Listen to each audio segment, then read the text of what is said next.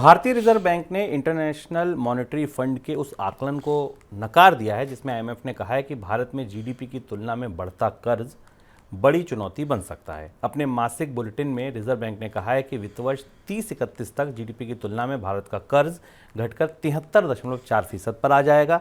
RBI ने अपने bulletin में यह भी बताया कि कंपनियों की तरफ से पूंजीगत खर्च बढ़ने की वजह से वित्त वर्ष 24-25 के दौरान भारत की जीडीपी 7% रहेगी। आरबीआई ने अनुमान लगाया है कि वैश्विक स्तर पर ब्याज दरों की बढ़ोतरी पीक आउट हो चुकी है।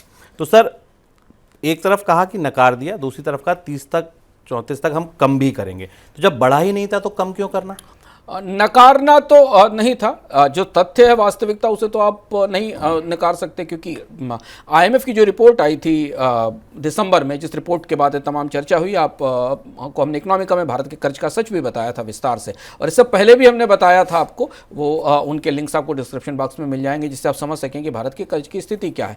आईएमएफ ने जो अपनी रिपोर्ट दी थी वो भारत सरकार के आंकड़ों के आधार पर दी थी। आमतौर पर आईएमएफ जैसी संस्थाएं देश से ही आंकड़े लेती हैं और उन आंकड़ों के बेस पर अपने एनालिसिस करके पेश करती हैं, और उसमें कहा था कि भारत का कर्ज जीडीपी के बराबर और उससे ज़्यादा होने वाला है। तो इस तथ्य को तो डिनाई नहीं किया जा सकता। तो आंकड़ों में दिखता है कि भारत में केंद्र और राज्य का राजकोषीय घाटा कितना, उनकी कर्ज की रिक्वायरमेंट कितनी है, इसके अलावा बाकी कर्ज कितना, ये तो स्पष्ट रूप से दिखता है।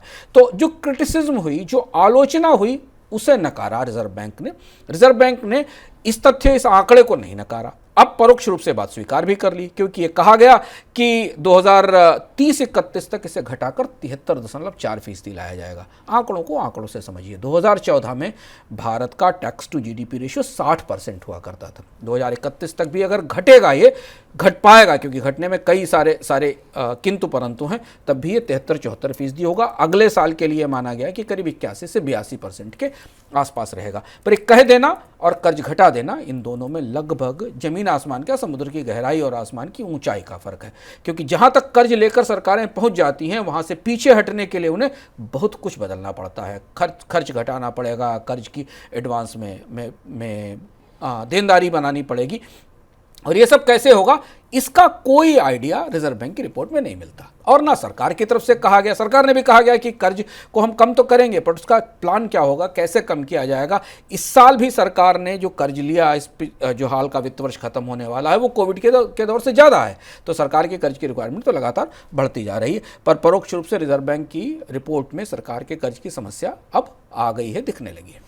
कैपेक्स में को लेकर आरबीआई ने भी वही बात कही जो हमने बजट में कहा था कि अब सरकार पूरी बात डाल देगी प्राइवेट कंपनियों पर कि भाई अब आप कैपेक्स कीजिए, सरकार खर्चे कम करेगी।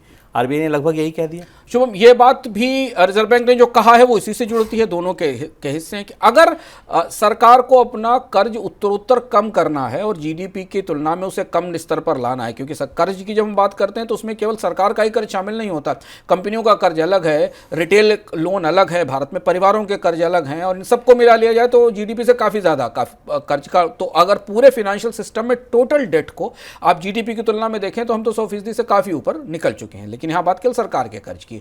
सरकार को अगर अपना कर्ज घटाना होगा तो उसे अपना खर्च घटाना होगा, इसके अलावा तो कोई रास्ता नहीं है। हम आपको बता चुके हैं कि सरकार के रेवेन्यू का एक बहुत बड़ा हिस्सा केवल ब्याज चुकाने में जाता है। तो अब यहां से रिजर्व बैंक ये कहने की कोशिश कर रहा है कि अगर कर्ज कम करना होगा तो सरकार को अपने खर्च में कमी करनी होगी, यानी जो पंप प्राइमिंग, जो पैसा सरकार पूंजी खर्च के तौर पर, रेवेन्यू एक्सपेंडिचर के तौर पर डालती है इकोनॉमी में, उसी को कम किया जाएगा, तब नया कर्ज कम किया जा सकेगा। और ऐसी स्थिति में निजी निवेश को के लिए अब कंपनियों पर उनकी जिम्मेदारी रहेगी।